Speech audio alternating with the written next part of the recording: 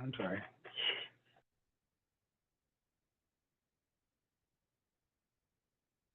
Okay. Good. Are we live? We are live. Good. Welcome, everybody, to tonight's City of Tumwater Planning Commission meeting for Tuesday, November 12th, 2024 at 7 o'clock, and we're called to order. Start with roll call. Commissioner Edwards? Here. Very good. Commissioner Kirkpatrick? Here. Commissioner Kotek? I'm here. Very good. Commissioner Staff? Here. Great. Commissioner Varela? Here. Great. And me, Commissioner Robbins. We've got a quorum and ready to roll. Are there any changes to our agenda tonight? No changes from the staff. Just anything. Okay, our next order of business is to elect our new, a chair and a vice chair. Now, I think we'll start with the chair position. Any nominations? I nominate Elizabeth Robbins for chair. Second. Right? Any other nominations? Thank you for that. It's been moved and seconded to nominate me. For chair, all in favor, please say aye. Aye. Any opposed? Great, thanks, everybody. Vote of confidence there, or at least, you know, I'll do it. Thank you. Nobody else is willing? Okay, thank you. Let's go to vice chair then. Any nominations for vice chair?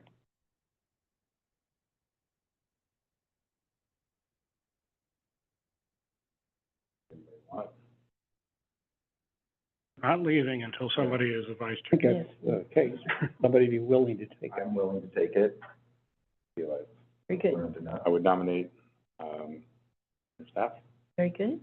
Second? Great, it's been moved, and I'm assuming you'll do it, you just said you would.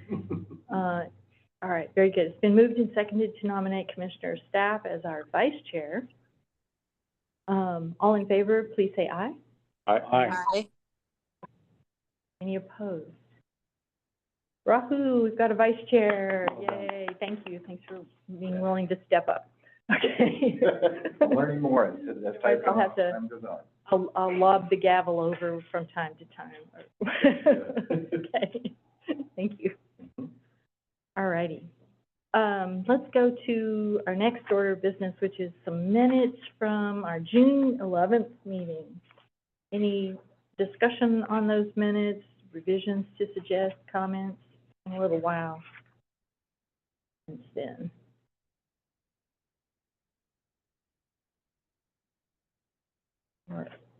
Or a motion to approve. I move we adopt the minutes from June 11th as written. Great. I will second that. Great. That was Commissioner Varela making the motion and Commissioner Staff seconding. So any discussion from anybody else? Sure. All right. It's been moved to, oh, go ahead. Let me just ask a question. Go ahead. Ed, is this stuff that we did incorporated into, they don't show up as part of the minutes? They're part of the meeting packets, which are entered as part of the record. So things like the presentations today that were either modified or in addition to, those have already been provided to the city clerk's office. So all that material is included. All the stuff that's been moved to the climate element, out of the conservation element. Yep. Is Is part of the record. part of it. Thank you. All right. Good point. Checking to make sure I'm not leaving anybody out here.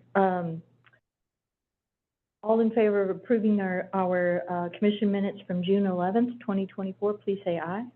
Aye. Aye. Any opposed? All right, the minutes are approved as written. It's understood the other materials are part of the record. Okay. Commissioner reports. Anybody doing anything?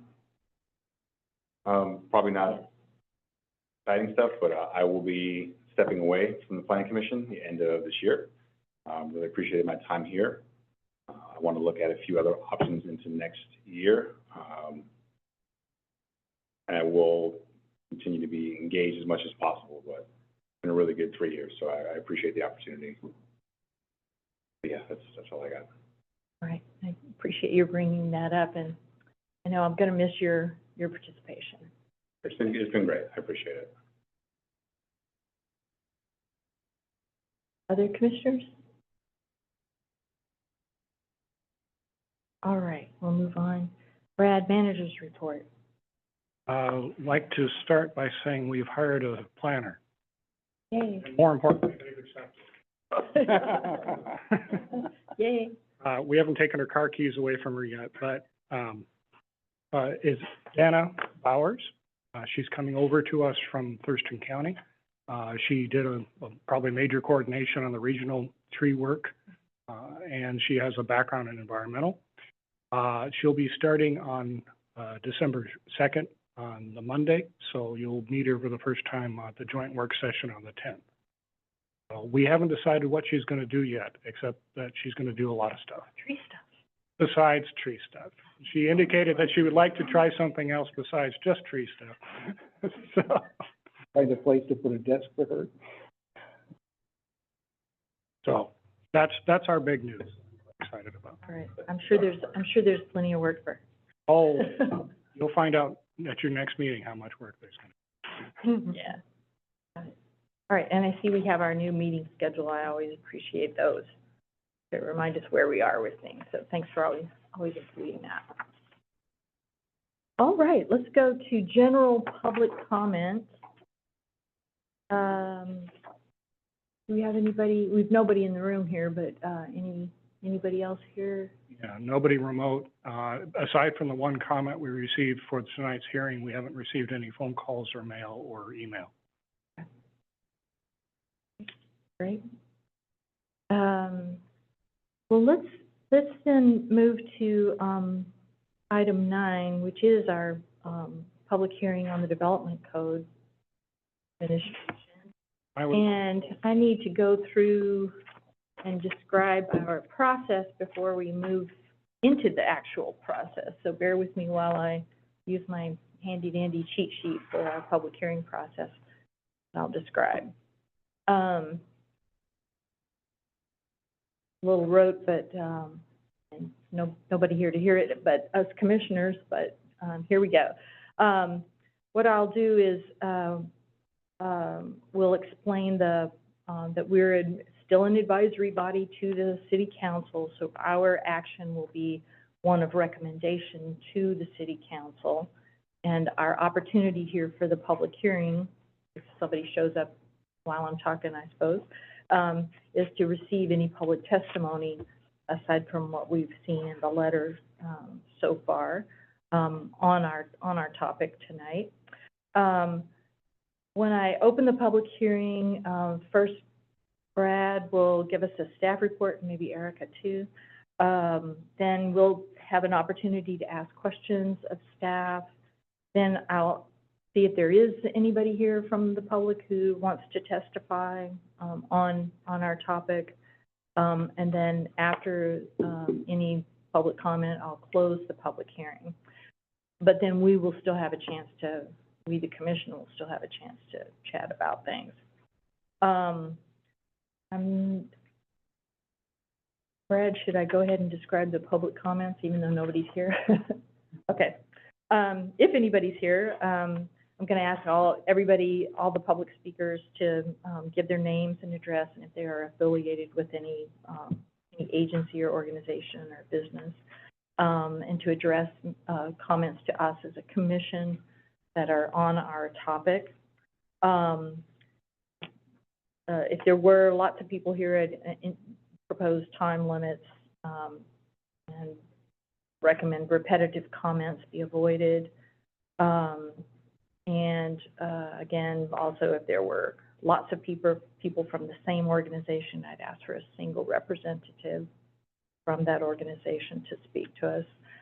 We wouldn't tolerate any unruly behavior, disgruntled noises or even happy noises, I suppose. We want to keep it, civil and safe, on this matter. Our topic here tonight is our Development Code Administration as required by state law ordinance number O/2024-005. And when I open the public hearing, it'll be clear that that's happening. And then, the staff will give us the presentation.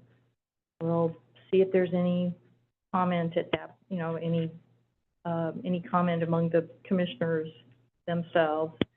Move to the public portion.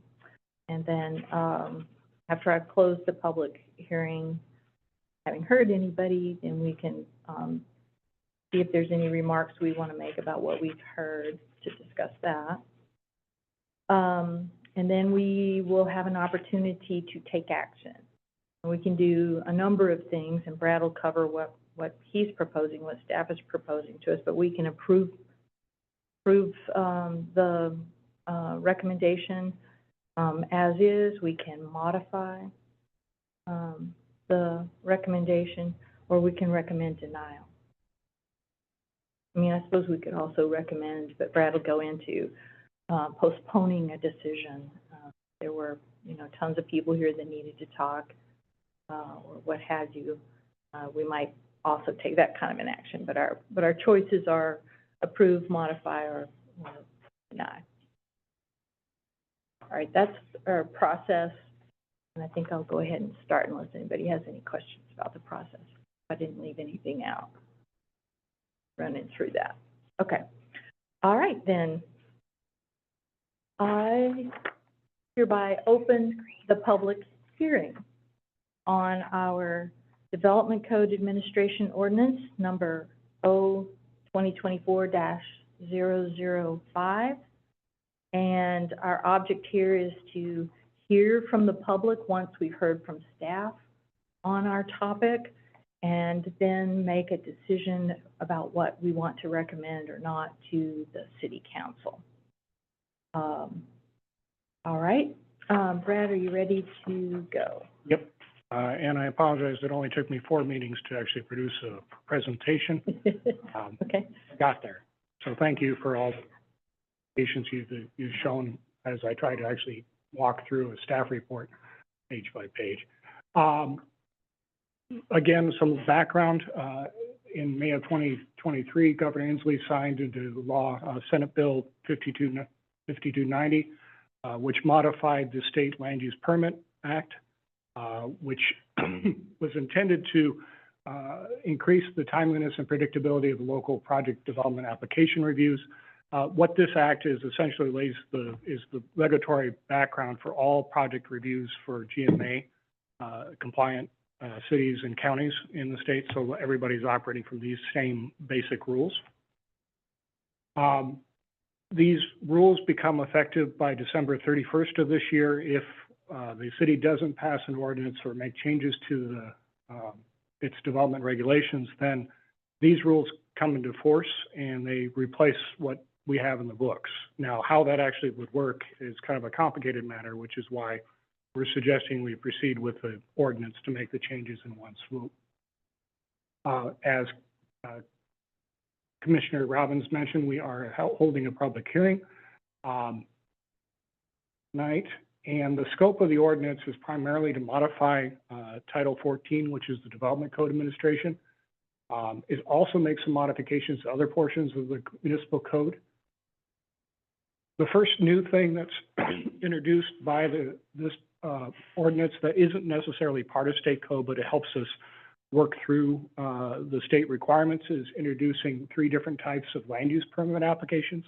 Currently, Title 14 does not have any organization in terms of how it divides up particular applications. So the Type 1 applications are land use permits that are intended on a very minor nature that don't require environmental review, meaning they don't have existing critical areas on the site or they don't have effects that trigger SEPA. So something like a tree permit or a short plat or things like that would be a Type 1. Type 2 permits are the same permits as Type 1, except they require environmental review. Both type 1 and type 2s are administrative approvals, meaning that the Director of Community Development is the final authority in terms of issuing the decision. There's an appeal authority beyond him. Type 3 permits are land use permits that require a hearing before the hearing examiner. Those are things that where a recommendation will be coming from staff that's considered by the hearing examiner in a quasi-judicial hearing. He issues or he or she issues the decision, and that decision is appealable to Superior Court. So it goes out of the city process at that point. This is a simplified version of the table you've seen before. I'm not going to walk through the whole thing, but essentially our process starts with a pre-application process, either a feasibility review, which is an optional thing, or a pre-application meeting with our development review committee.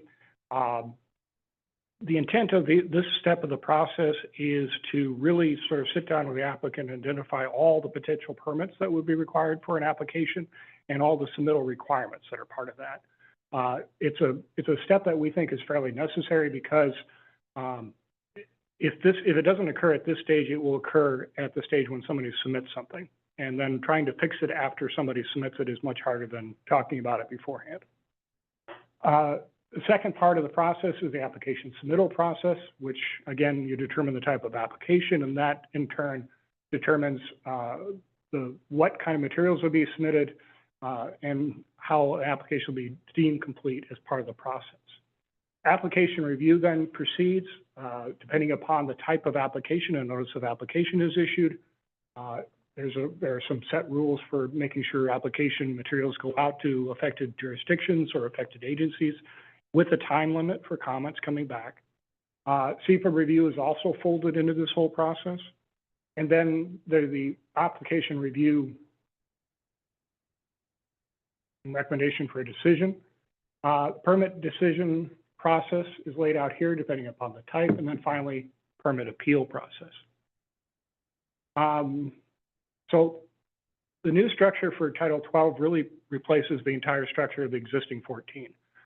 There are parts that are brought over, but for the most part, the structure, the organization, and everything else is new. It really is also intended to be more intuitive. So we start with some general concepts, and then we get into pre-application review, decision, appeal. And so it's a more natural way of going through the code. Just touching on some of the general provisions that we've touched on before. Probably the most important change is the definition of project permit. Senate Bill 5290 amended the definitions in the RCW to take out building permits from that list. And that's an important thing because what it does is it really focuses these requirements almost entirely on land use related permits, which are defined as being anything that requires approval from Title 18, Title 17, which is our land division code, or Title 16, which is our environmental code. Title 15, which is our buildings and construction chapter or title, has its own set of RCW requirements for building permits and so forth, and are under its own process. So this is an important change because before Title 14 covered everything, including building permits, including some permits that were in other sections of the code, we are really limiting what Title 14 deals with going forward as part of this.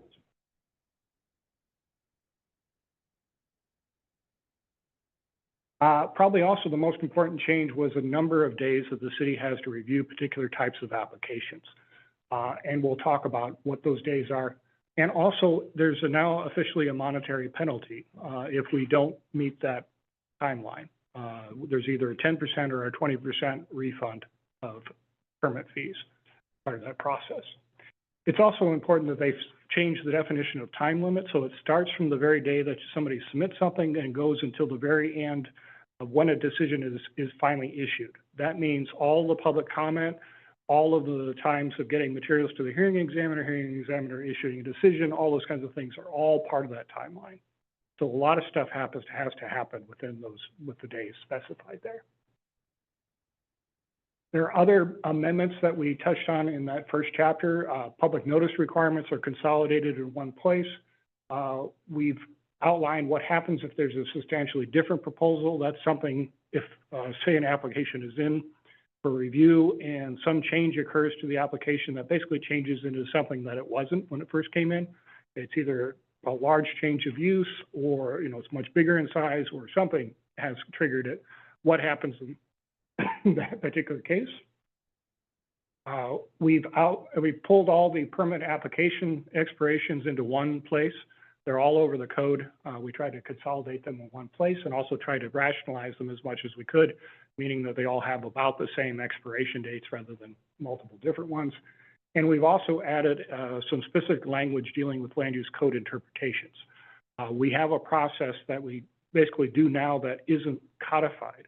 But in most jurisdictions, we have what is known as the director decisions or other things. So as things come up during review, or if there's an official, what does this mean request, then it is put into basically a book. And this is, for this particular section, the interpretation is this. And that becomes binding for going forward until the next set of code changes comes in, where those things would be brought into. Land use permit process.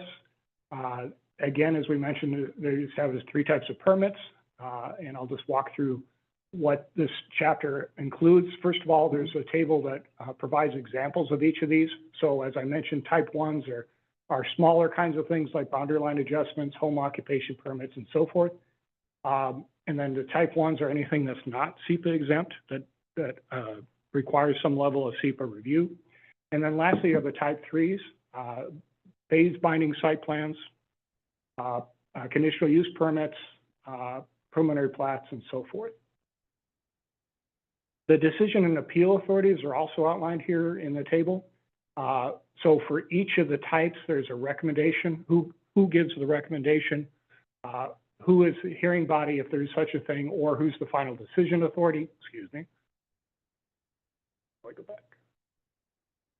And then finally, if there's an appeal, who does the appeal go to? So, for example, type 2's recommendation is by the Development Review Committee, which is made up of staff from the Community Development Department and our Transportation Engineering Department. Their recommendation goes to the director, who makes the decision based on the recommendation, and then his decision in turn can be appealed to the hearing examiner. Type 3's are slightly different. For the most part, it's the DRC giving the recommendation. The hearing body and the decision authority are both the hearing examiner. And then finally, it goes to Superior Court if within 21 days.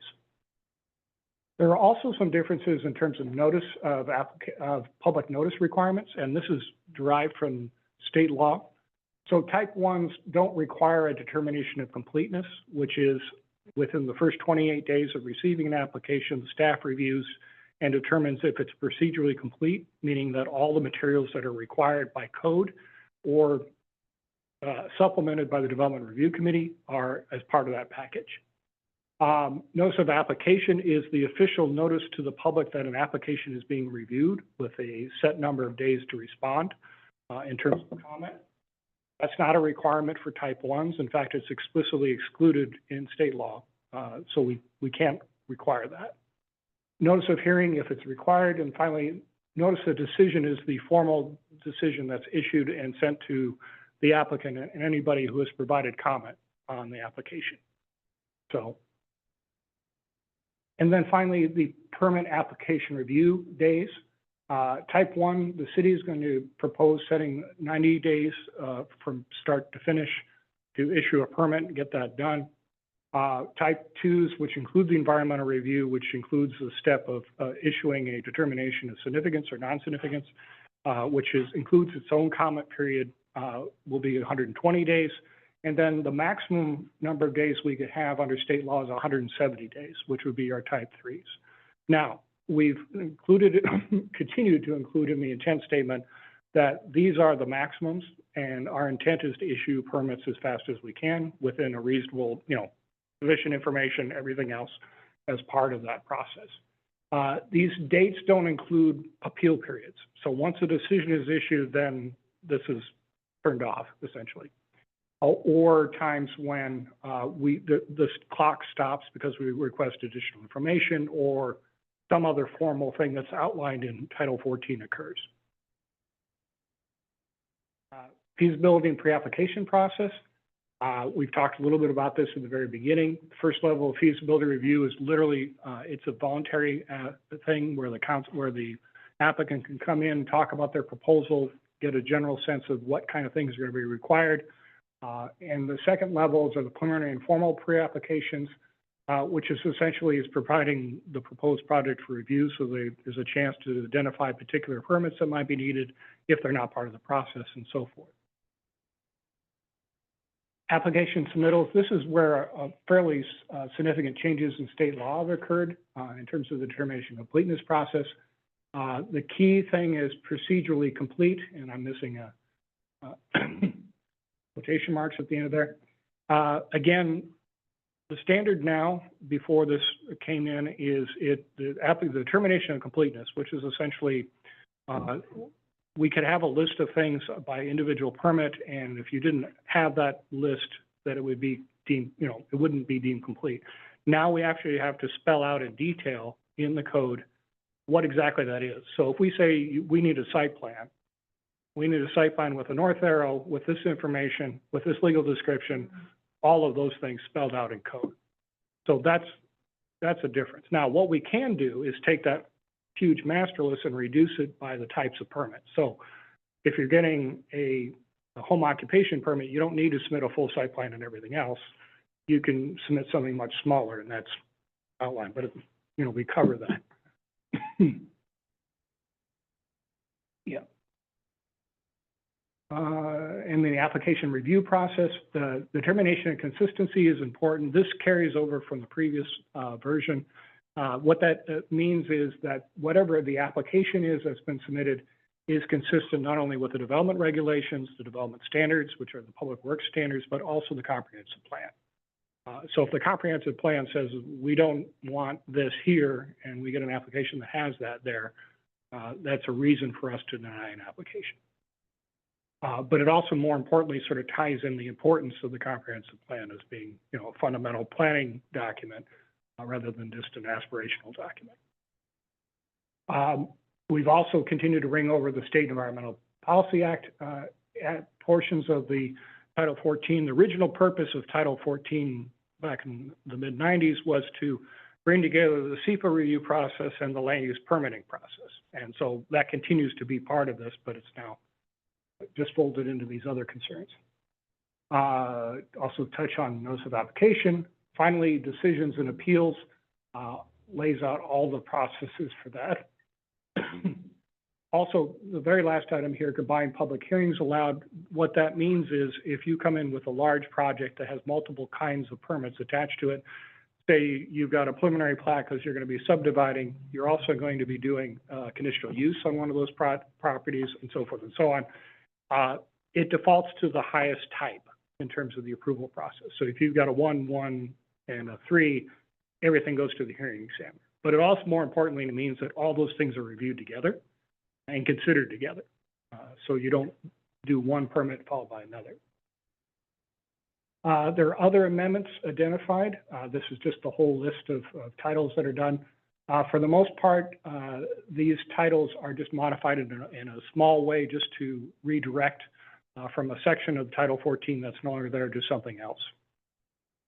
I want to call out a few of these. Multifamily housing tax exemptions.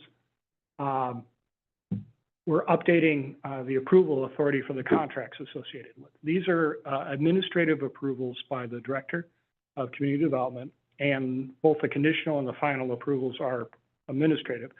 The one hiccup is that the City Council approves the contract. The City Council doesn't have the ability to deny the application, though. So it puts the council in a strange position of having to hear something and then render a decision on something they really can't decide on. So state law allows the Community Development Director to assume approval of the contract, and I think this is what we're going to propose in going forward on that. It doesn't preclude the council's ability to come back and want to talk about the overall multifamily tax exemption program, which expires at the end of 26 anyway. So we're going to have that discussion. This is just a change of this part. Buildings and construction. The biggest change is requiring a SEPA determination and land use approvals before complete building permit application. The idea being that we have a number of situations right now where we've gotten a building permit application in for something that we don't have the land use permit in for review. Examples of this are projects that are coming in where they've identified gophers. We don't have an HCP in place. They're not pursuing a HCP from the U.S. Fish and Wildlife, so we can't issue a permit of any kind. But we've got this building permit that keeps going and doesn't expire. Anyway, it's a headache. It means that somebody can come in and 5 years later, building permit that vested under something that was like the 21 code is applicable. So it creates very strange situations. There are provisions in here, however, for the director to waive that requirement and to allow for the submittal of both of those things at the same time. But the default is not. We've also added a new section about the certificate of occupancy process. This is important because it's a trigger for really determining when a project is done, meaning, here's all your requirements are in place, everything else. And we just wanted to bring that out of the Uniform Building Code and put that into the Title 15. Zoning, we've updated and added a new chapter dealing with site plan review. Again, that is if we've got a large commercial or industrial project that doesn't require any other permit, subdivision or anything like that, but we want to have a permit that can be issued. So somebody can say, I've got an approval for, and, spells out all those things, includes all the conditions and everything else. Site plan review without SEPA is a type 1. Site plan review with SEPA is a type 2. So it fits into that. We've also had to add a new section to Title 1860, Chapter 1860, text amendments and rezones to address the approval process for everything you do. Comprehensive plan amendments, approving development code changes, all those kinds of things. That had been in Title 14. We've decided to move all of that into that one chapter in 1860 where everything else lives. So the next steps for the Planning Commission are to take public testimony, discuss, make a recommendation to the City Council. Staff recommendation is recommend that the Planning Commission have the City Council approve the ordinance with some changes, with things to be left open. We have received one public comment letter, was received this morning. I've included that and sent that out to you by email this morning and also provided you with hard copies today. The staff recommendation is that the issues that are raised in that comment letter need more consideration by the City Council and by staff. And our recommendation is that the ordinance be approved after consideration of the comments that are included in that comment letter. By the Planning Commission or by the council? By the council. Again, this is an abbreviated process, if we were in a different situation with more time, I would recommend leaving the hearing open until your next meeting so we could resolve some things and come back to you, but we really don't have the time to do that. Brad mentioned to me earlier that part of the reason why we don't have time, I mean, we could take time, but then if we miss the deadline under state law, then that triggers state law instead. You all explained that when we started, I got Right. that. Yeah. And we also, and I just want to let you know, the staff recognizes that this won't be the perfect solution, anything in this ordinance. So we're going to discover that things don't work. Hopefully I'll have another job at that. No, so we anticipate that we'll have to make some fixes to what we're doing. So it's not my preferred situation, but that's what we're in. Does state law impose any limitations on how revisions, the timing of revisions? So No, I provided that we Necessary. meet the basics of the state law. There's not, in our case, we'll meet the basics, and we do meet the basics. It's sort of like the tweaks around the edges. If a particular process isn't working or does that kind of thing, right. is what I anticipate. We can be nimble on that and make those changes. Yeah, we would fold those things into the larger development code update process that we're doing next year. So we kind of, Karen's gonna love me. Karen is our city attorney. But our ordinance should be about 500 pages, and it'll set a new record, and I'll be very happy, and she won't, so. Up on the screen, see if anybody's got their comments. Okay.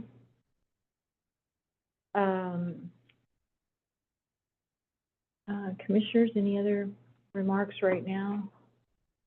Before I go to public testimony?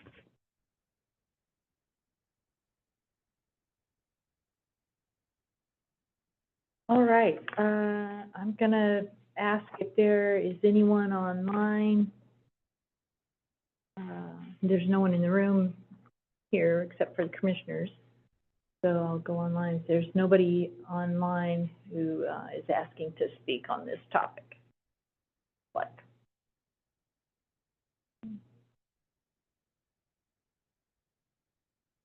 Okay. All right, then, I'm gonna close the public hearing portion since there's nobody here on that. But we can, if we have any other remarks or conversation or questions that we want to ask Brad, we can do that now. Or we can make a motion. Make a motion to, am I motioning to approve or move this to council? Recommend approving the ordinance subject to, consideration of the comments provided. I recommend to, approve based, through council based off, the accommodation or the comments provided, once they are addressed for approval on ordinance number 02-0424-005. Commissioner Barrow. Second? Great. It's been moved and seconded to make a recommendation to council to approve the ordinance as written, but with consideration of Mr. Chris Carlson's email to us of November 11th, 2024, on our topic. Any further questions, remarks, discussion?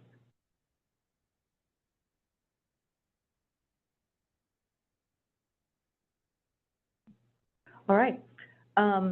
All in favor of our motion to approve the ordinance as written with the consideration to council for the Chris Carlson email, please say aye.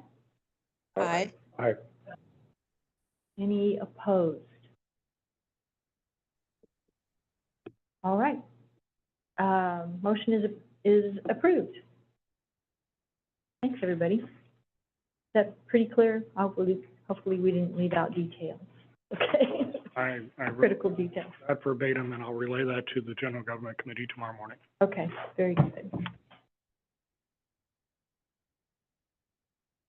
Okay, let's move to item number 10, which is our discussion, a work session on our new climate element for the 2025 comprehensive plan. And I think Alyssa? Yes. Is going to lead us off on that one. Thank you. I'm Alyssa Jones-Wood, for those of you who haven't had the opportunity to meet me yet. I am the Sustainability Coordinator for the City of Tumwater, and under Brad's direction, I am the subject matter expert on staff for the climate change element. I also have one of our members of our consultant team, Eleanor Garrett, who is here virtually tonight to provide help for any questions and answers that you all may have that might stump me, but wouldn't stump her. So together, I have a feeling that we can answer all your questions and make these goals better. So the intent for this presentation tonight is to discuss the draft goals, that highest level of abstraction of the climate change element for the Tumwater Comprehensive Plan as part of the periodic update. After the goals, we will be putting together a full document for public review, as well as the Planning Commission that includes the actions and the policies and implementation actions as well, but focusing on the highest level of abstraction for this. And that's a fun picture from our open house, our climate change open house that we had in August. Just grateful I'm not wearing the same shirt. So I've gone through a lot of these requirements with you before, including the nitty-gritty of all the very specific requirements that the state has laid out for us in HB 1181. But the general gist is that we need to pass a climate change element, and it needs to include a climate mitigation and a climate resilience sub-element, so sub-chapters. I have a fun Venn diagram for later about how sometimes there's overlap, but we still have to put them in these boxes. And we need to also consider environmental justice throughout both, and generally through the comp plan as well. So a quick update on community engagement. We have put together that climate policy advisory team that I spoke to you all about last time, of members of affected communities, key stakeholders, residents, interested parties, and we have continued to hold meetings and have their input. The goals that are before you today went through them wordsmithing in a large meeting and then in working groups as well. We held that in-person open house at Osho. We had about 60 people in attendance, which was wonderful. We did provide food, so that might have been an extra incentive for people to come. We then opened an online open house that had all the same information that was presented at the regular open house and all the same questions, and that was open from August 15th to Halloween. We did get some feedback from that as well. We have presented and asked for feedback from the Thurston Climate Mitigation Collaborative's Community Advisory Work Group a couple times. We have met with the Thurston Climate Action Team's community organizer, that's also known as TCAT. TCAT was able to hire a full-time community organizer specifically to help us reach harder to reach groups for the comp plan and the climate element. So we have full-time staff at our, access to full-time staff from a community-based organization to help us reach out to folks that we may be having a hard time with. And that's continued support, also supported with the Climate Commitment Act funding through Commerce. We provided a letter of support, and I'm really glad that they got the funding to make sure that we're reaching more people than we could be by ourselves. We've also tabled at the Thurston County Food Bank to encourage participation in the online open house. We presented to the South Sound Asian and Pacific Islanders Coalition, and we've kept an updated website and made social media posts about the online open house and how to participate in the comprehensive plan in general. And we're not done with community engagement. That's just what we've done so far. So tonight, we're focusing on the goals part of the goals, policies, and implementation. And just wanted to reiterate that because you may be reading these and say, I really want something really specific here. I'll write that down to make sure that we can incorporate it in the actions and policies, but that the focus tonight is this higher abstraction. So here's an example of one fully fledged action, goal, policy, and action. So a goal to increase preparedness for acute climate impacts and improve population and system resilience to climate hazards. Example policy under that is to develop resources to mitigate the risks exposed by extreme heat. And an implementation under that, more specific, explore the feasibility of implementing and maintaining a program to distribute cooling units and install heat pumps, prioritizing households with residents such as low-income seniors who are most vulnerable to extreme temperature events. So abstract to specific. Tonight, it's the abstract. We have to have these two sub-elements, but not everything fits in one side or the other, especially environmental justice does not fit in one side or the other. It needs to be throughout both. There are greenhouse gas emission reduction actions that can also make a community more resilient, but we are asked to put things in these particular boxes. So just having some, I ask that you are patient with the fact that sometimes things might be in one box where it seems to be in another. The important thing is that we will be working on it. If and when this climate element is adopted, the work will get done no matter what box it's in. So focusing on that center area, these overarching goals, and printed this out as well. If you want to take notes, I'm going to take notes based on what you say, starting with the overarching goals. So there are 4 overarching goals. They are on the screen and on this handout. So those are the ones that are like the umbrella for the 2 sub-elements, the things that we need to make sure are incorporated throughout that are in that center of the Venn diagram. So I imagine that it would be good to pause here and get your feedback on these particular goals and the language here, anything that you think is missing, anything that you think is unnecessary, suggestions for more specific things. We have a pretty good draft already, but we're here for input. So I'll pause for us to discuss the overarching goals, and then after we'll go into the resiliency goals and the greenhouse gas goals.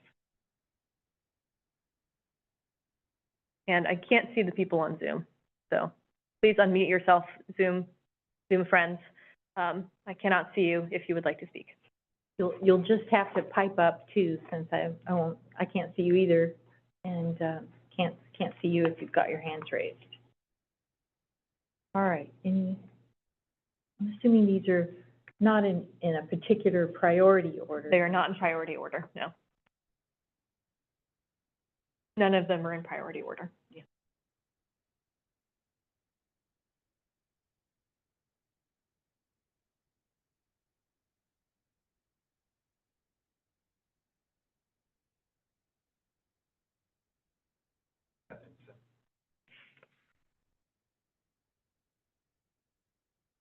Like, we're good?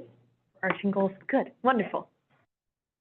All right, the resilience sub-element is a big one, because the state requirements have it so that we have to have at least one goal per sector. There are 10 sectors that we need to incorporate, so there are at least 10 goals.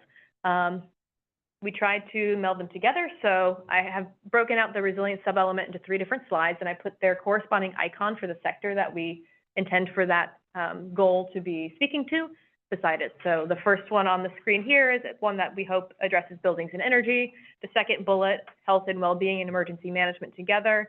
And the third one here, cultural resource. And again, there's 3 slides with these. So first chunk for comments. Now I'll be quiet and receive your feedback.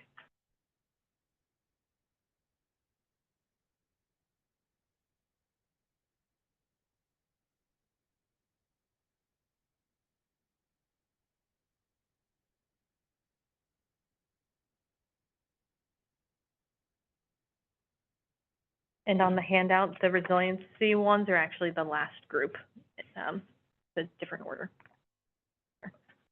If you're looking at this handout. Curious, what is the city doing with PSC specifically with, some of these outages caused by wind and other things? It seems like, I don't know if it's happening more often, but is the city talking to them more or trying to figure out other options or plans? On the very high level, so any new development of a certain size, we're requiring to underground utilities, sort of try to eliminate that issue up front. We're also, I know our operations staff are coordinating with PSC staff about vegetation management and right-of-ways. That's the ongoing issue. Fall is a great time. We haven't had a cold snap yet, pretty glad, because with heavy leaves and everything else, that causes even more problems. But those are the 2 things we're doing kind of up front. I know Alyssa's been having conversations too with PSC. Yeah, we've been having them at the table for some conversations about solar plus storage feasibility assessments for City Hall and the library, and we'll be kicking off a new solar plus storage feasibility assessment for both fire stations as well. So that would be for backup power. The library is especially important for that because it's our only heating and cooling shelter, official heating and cooling shelter in the city. Of course, someone could go walk around Walmart and be warm, but that's a place that is sanctioned specifically for that purpose. The fire station, the one that we're in right now, is our emergency operations center, and while it does have a backup generator, having to run fossil fuels generators less is a good thing for everybody. So having some backup battery storage as well. These are feasibility assessments. We don't have the money for construction yet. We'll likely have to rely on federal opportunities for that because of the cost.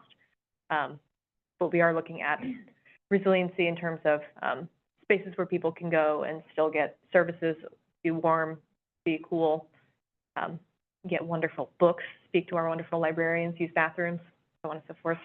Fleet of EV vehicles that can go and charge people's houses, so you drive up, plug it in, there you go, that takes care of some of these issues.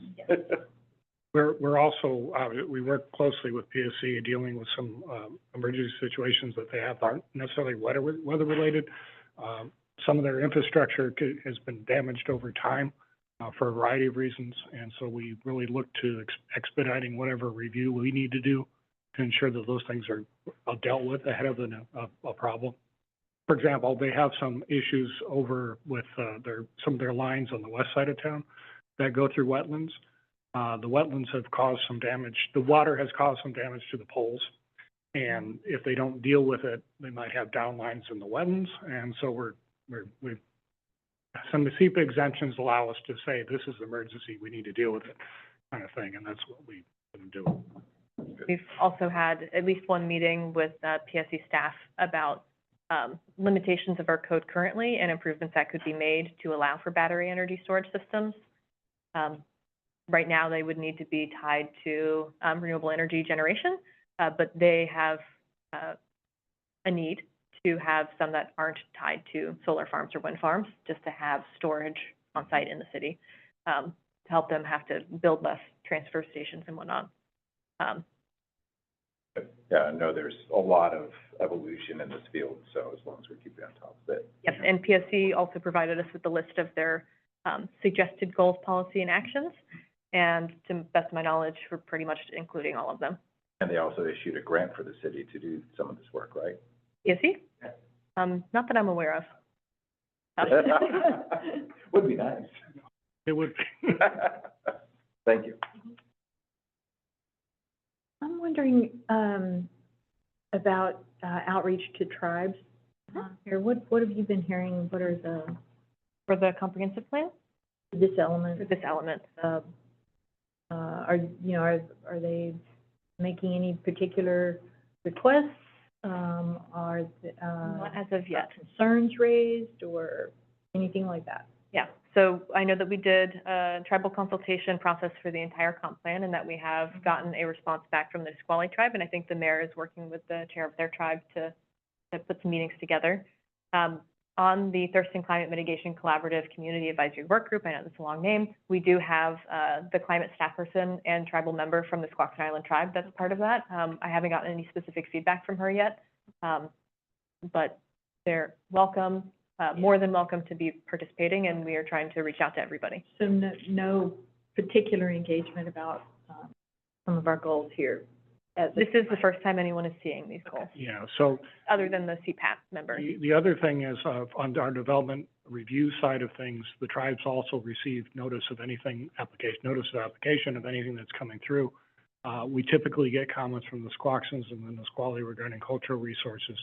So what the climate resilience element goals fit neatly into the being recognizing and protecting cultural resources side.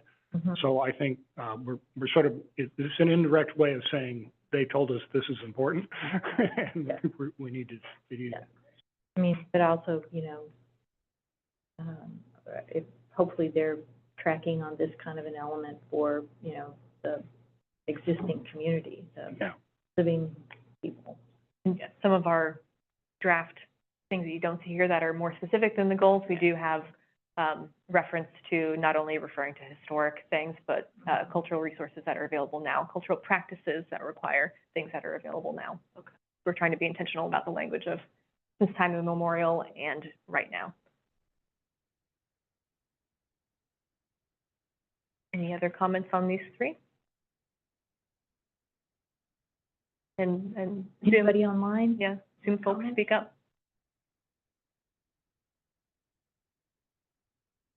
All right, I'll move on to the next set of three. The first bullet here hopes to address the ecosystems sector. Second, hoping to get the zoning development, economic development. And the third bullet on this screen here is trying to address transportation. Pause for questions, feedback, suggestions. Also, a bit of news, we have a new transportation manager who will be starting on the 18th. Okay. Melissa was told not to set up a meeting with him on the 18th, and she did so anyway. But To build an element that has to have vehicle miles traveled when we don't have any progress being made on the transportation element, so. So we're grateful that he is coming on board, and hopefully we don't scare him off on the very first day. You can be nice, right? I can't, I will be at the meeting too, yes. so he'll either be freaked out by me or be happy that Alyssa's being so proactive. Balance each other. I appreciate how you have, both withstand, impacts. You know, in other words, you're adapting and building, a system that is strong. And also the whole, you know, the acute situation, if there's an incident or an event that is, affecting the system. So I appreciate both of those. Also, a little follow-up on the hazard mitigation plan that you recommended, be updated, approved, last year and was approved, with the council earlier this year. Erica's been very active working with our internal work group on where we are on the particular actions that are identified. And she was also at meeting with some of the state folks today about, additional information. So a lot of this is sort of coming from one direction, feeding back into this and going back out, so.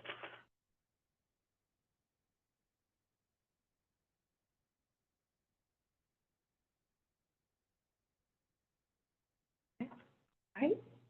The third of three for resilient subelement. The first one is real simple for water, and the second is for waste management and agriculture.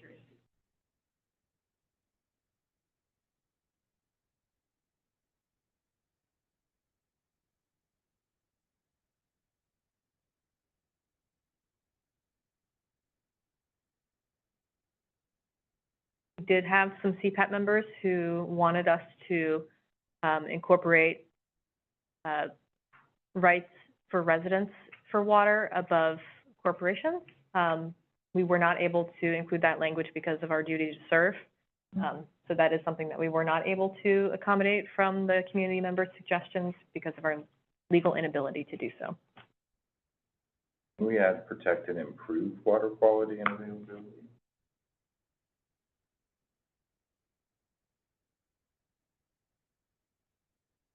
Also, I want to just draw the commission's attention. You're going to have a briefing at your next meeting from our consultant on the food system plan.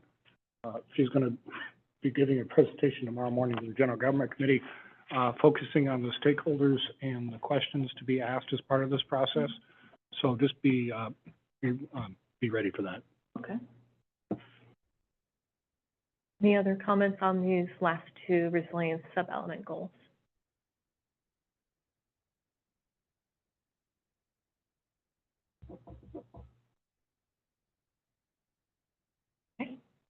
Comprehensive, It's got a lot, there's a lot, but, it was helpful to have the sectors identified that we had to make sure that we, covered all the bases. And if there's any resiliency sectors that, you think are missing, that you don't have to realize right now, but maybe in the middle of the night you wake up, oh my God, I forgot about this one. Please let us know so we make sure that if we need to go above and beyond the state requirements and we're legally able to do so, I'm open to that.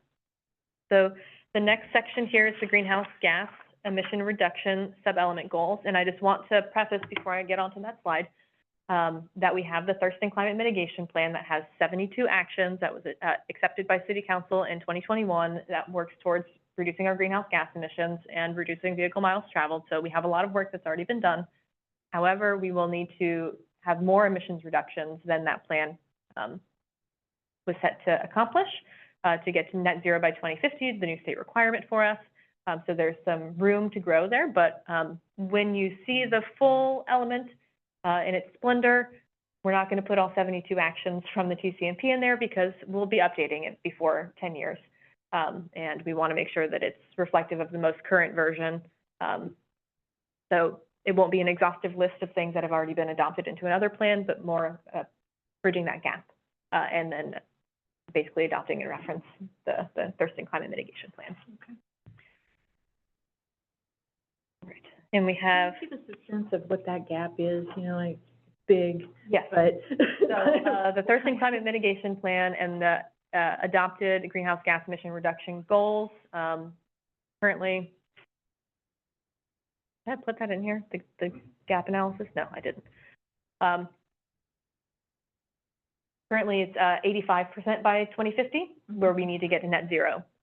You could get to net zero, it'd be at 85 and pay for offsets to make up that difference, but that's not a way that the atmosphere actually gets any And help that's from. across all the.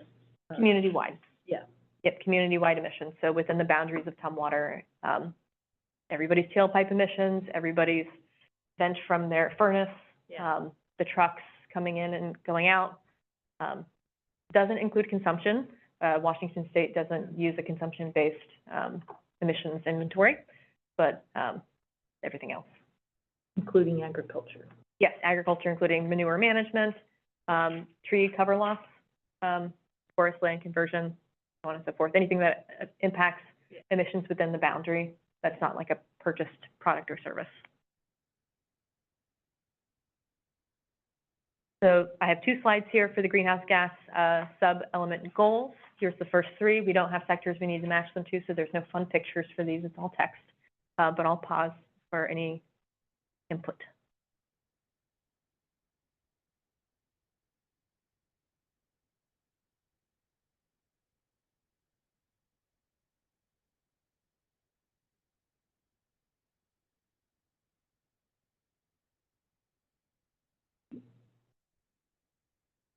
We've been trying to do a good job. It seems like we might be. Okay, good.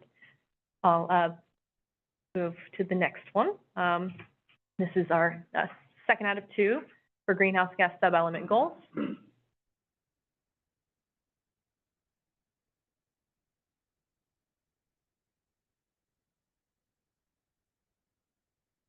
We were very specific about the ecosystem appropriate terminology there, to make sure that we're not reforesting prairie, to make sure that wild tree planting isn't the only solution out there, that lots of ecosystems provide benefits, including carbon sequestration, and that they all get respect.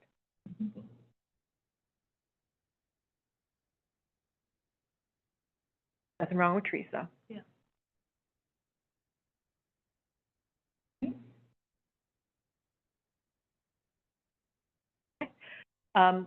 In the future, I will come to you with the actions and policies, more specific details into exactly how we plan to implement all of these kind of higher level goals. That I believe will be in December, I thought. Probably January. December, January. We're going to get, I got some feedback from you tonight. We're still going through staff reviews of the more full versions. Then they'll be put on the city website for public comment and more presentations. We'll have at least 30 days that they're available for public comment, and we'll reach out to those same stakeholder groups and organizations that we've been doing outreach with, as well as working with that TCAT community organizer to get other folks that we haven't reached yet, to get as much feedback as we can, because things are better when we all work together. And we have lots of work to do. We'll next talk about the climate element on the 14th, first meeting back from Christmas holiday.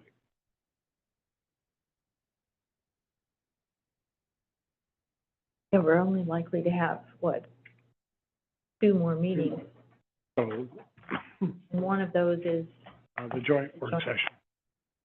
we'll have a joint session, but will we also have a planning commission too, or? I don't think so. We'll have 2 things to talk about with the council.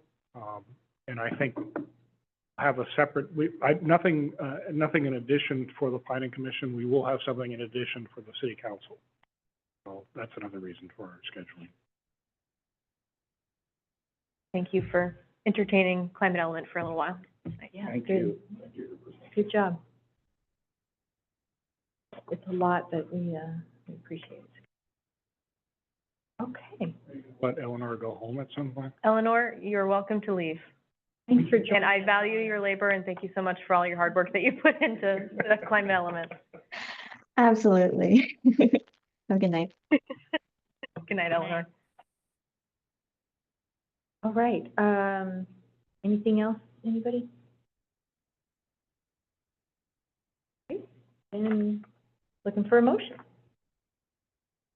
Motion to adjourn for the evening. All right, Second?